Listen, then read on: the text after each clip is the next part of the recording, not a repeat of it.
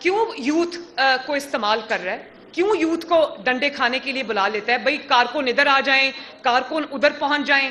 وہ ایک رات کو روز ریڈ الرٹ آ جاتا ہے ٹویٹر کے اوپر کہ جی عمران کی گرفتاری کا خطرہ ہے، کارکن آ جائے. بھئی کارکن کیوں آئیں؟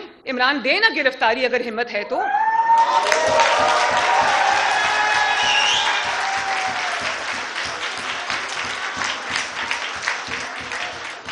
وہ کہتے ہیں نا کہ جس دھڑ سے جو مقتل میں گیا وہ شان سلامت رہتی ہے. یہ جان تو آنی جانی ہے، اس جان کی کوئی بات نہیں.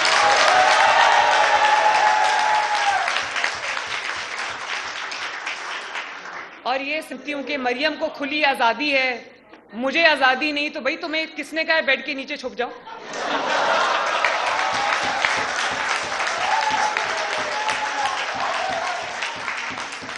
جیسے مریم نواز نکلتی تھی پتھر بھی کھاتی تھی، تم بھی نکلو.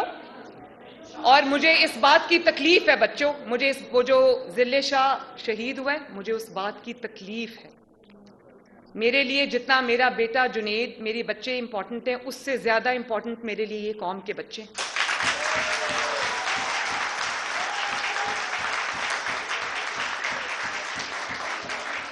اور میں یہ بھی بتا دوں کہ نواز شریف صاحب نے کسی قوم کے بچے کو جیل میں نہیں ڈالا، انہوں نے اپنی بیٹی کا ہاتھ پکڑ کے جیل میں لے کر ڈالا.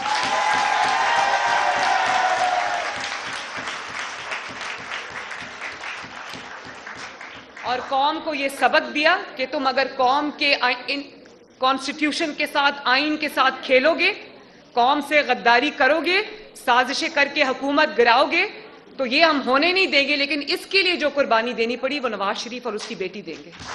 اس کی ذل شاہ کی ماں کل ٹی وی پر میں نے ان کو ایک دو چینلز پہ دیکھا، وہ یہ بات کر رہی تھیں کہ اس کے اپنے بچے تو باہر بیٹھے ہیں اور میرا بیٹا مروا دیا.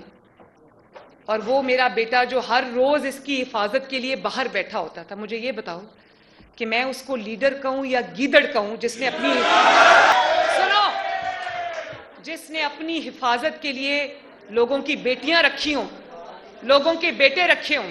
اور آپ کو ایک اور بات بھی بتاؤں، ذل شاہ کے معاملے میں انہوں نے وہ لاش دیکھی بیچارے کی، سارے جس کو کہتے ہیں نا گدوں کی طرح، ولچرز کی طرح ٹوٹ پڑے اس کی لاش کے اوپر. اس کے گھر افسوس کے لیے نہیں گئے، وہ بھی کسی ماں کا بیٹا تھا، بھلے وہ پی ٹی آئی سے تھا لیکن وہ ایک پولیٹیکل ورکر تھا. اور پولیٹیکل ورکرز کی میرے دل میں بہت عزت ہے. قوم کا جو بیٹا شہید ہوا اس کی آپ کے دل میں یہ عزت تھی. آپ کو پتا تھا کہ وہ ایکسیڈنٹ میں شہید ہوا، آپ کو پتا تھا کہ اس کو ڈرائیور کو کہا کہ بھیس بدل لو تاکہ اس کا پولیٹیکل فائدہ اٹھایا جائے، اور وہ پی ٹی آئی کے رہنما کی گاڑی میں اس کو وہ پھینک گئے ہاسپٹل. تو ان کی ماں کل کہہ رہی تھی، ذل شاہ کی ماں، میں دیکھ رہی تھی، میں خود ایک ماں ہوں، میں دیکھ رہی تھی، میری آنکھوں میں آنسو آ گئے. اس نے کہا کہ یاسمین راشد صاحبہ یہاں بیٹھ کے سٹیٹمنٹ دے رہی ہیں، جب میرا بیٹا ہاسپٹل میں پڑا تھا ہاسپٹل کیوں نہیں پہنچی؟ اور ان کو سچائی کا پتا تھا، انہوں نے سچائی چھپائی. اس کا ایکسیڈنٹ ہوا، ان کو پتا تھا، اور انہوں نے ڈرائیور کو کہا کہ جاؤ جا کے شیو کر لو اور اپنا سارا حلیہ تبدیل کر لو، کیونکہ ہم نے اس بچے کی جیسے سائفر پہ کھیلا تھا نا، اور کہا تھا، وہ آڈیو سنی تھی عمران کی، جا کہہ رہا تھا سائفر سے کھیلنا ہے. پتا اس کو تب بھی تھا کہ امریکہ نے کوئی سازش نہیں کی اور ہم نے کوئی سازش نہیں کی، کیونکہ اس نے ایک جھوٹا سٹیٹمنٹ بیانیہ بنانا تھا، نیریٹو بنانا تھا. تو اس نے کہا، وہ آڈیو پوری دنیا نے سنی، اس نے کہا سائفر پہ ہم نے کھیلنا ہے. سائفر پہ کھیلنے کا مطلب یہ ہے کہ ہم نے پاکستان کی تقدیر کے ساتھ کھیلنا ہے، اس بچوں کے فیوچر کے ساتھ کھیلنا ہے، کیونکہ وہ ملک میں آگ لگانا چاہتا تھا. اور آپ نے خود دیکھا کہ وہ سائفر یہ کرتے رہے، اور لوگوں نے، ان کے بچوں نے لگا لیا غلامی منظور نہیں ہے، اور کیا تھا وہ جو سٹکرز لگائے تھے، ایبسلوٹلی ناٹ. وہ بچے بیچاروں کو ایبسلوٹلی ناٹ کا سبق پڑھا کے اور خود ایبسلوٹلی یس کرتے ہوئے نکل گئے ادھر سے.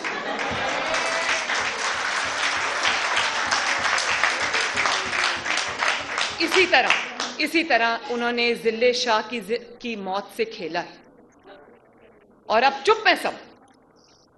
اس کے بعد کوئی نہیں بولا، جب اس کی ماں نے الزام لگائے کوئی نہیں بولا، ان کے گھر نہیں گئے. اور اس کا اتنا داڑھی والا باپ ہے، بوڑھا باپ ہے، گھر میں لاش پڑی ہوئی تھی، میت پڑی ہوئی تھی، میت ابھی اٹھی نہیں تھی، اور آپ یقین کریں یہ پلاسٹر والی ٹانگ ایسے رکھ کے اس کی طرف بیٹھا ہوا تھا، اور کہہ رہا تھا، اس کو کہا ہوگا نا میرے دربار میں آؤ، میں نے افسوس کرنا.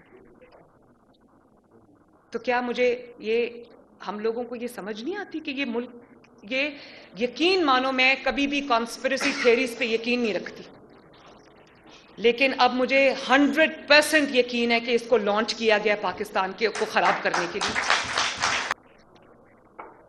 تو کیا میرے ملک کے جو نوجوان ہیں وہ اس لیے رہ گئے اس کے، اور کیوں؟ وجہ کیا ہے کہ مجھے وزیر اعظم بناؤ؟ اور کیا وجہ ہے؟ بھئی جو تم نے 4 سال اس ملک کے ساتھ کر دیا ہے، اس کے بعد کیوں تمہیں کوئی وزیر اعظم بنائے؟ فارن ریلیشنز آپ دیکھ لو، ایک ملک میں جاتا تھا، دوسرے ملک کی برائی کرتا تھا، دونوں کو آپس میں لڑاتا تھا، اور ایک ملک نے اس کو اپنے جہاز سے اتار دیا پرائم منسٹر ہوتے ہوئے۔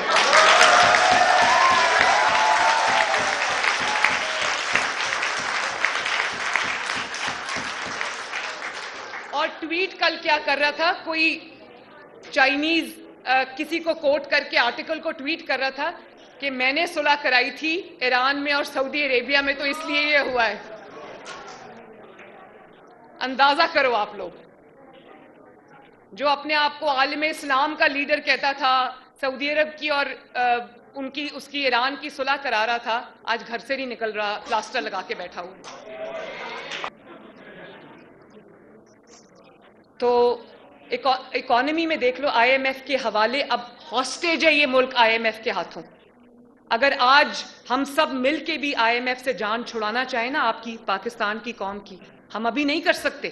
آئی ایم ایف اب کہتی ہے کیونکہ پہلے معاہدہ کیا، قوم کو مہنگائی اور قیمتیں بڑھانے کا معاہدہ کیا کہ ہر ہفتے قیمتیں بڑھیں گی، اور اس کے بعد جب اس کو پتہ چلا کہ اس کی گپ کو پھاڑ کے پھینک گیا، اس کی بریچ کر کے چلا گیا، اس کو فلاؤٹ کر کے چلا گیا، اس میں کیا ہوا؟ اب آج جب ہم آئی ایم ایف سے نیگوشیٹ کرتے ہیں، وہ کہتے ہیں آپ پہ ہمیں یقین نہیں، آپ نے معاہدہ فلاؤٹ کیا تھا، پہلے قیمتیں بڑھاؤ، اس کے بعد ہم آپ کو پیسے دیں گے۔ تو کیا یوتھ کے لیے لمحہ فکریہ نہیں ہے کہ $1 بلین کے لیے آج پاکستان کو ہاتھ پھیلانے پڑے؟ 2017-18 میں اس قسم کی کوئی سچویشن تھی؟ 2016 کے اندر پاکستان میں کی ہسٹری میں پہلی دفعہ نواز شریف نے آئی ایم ایف کو خدا حافظ کہہ دیا۔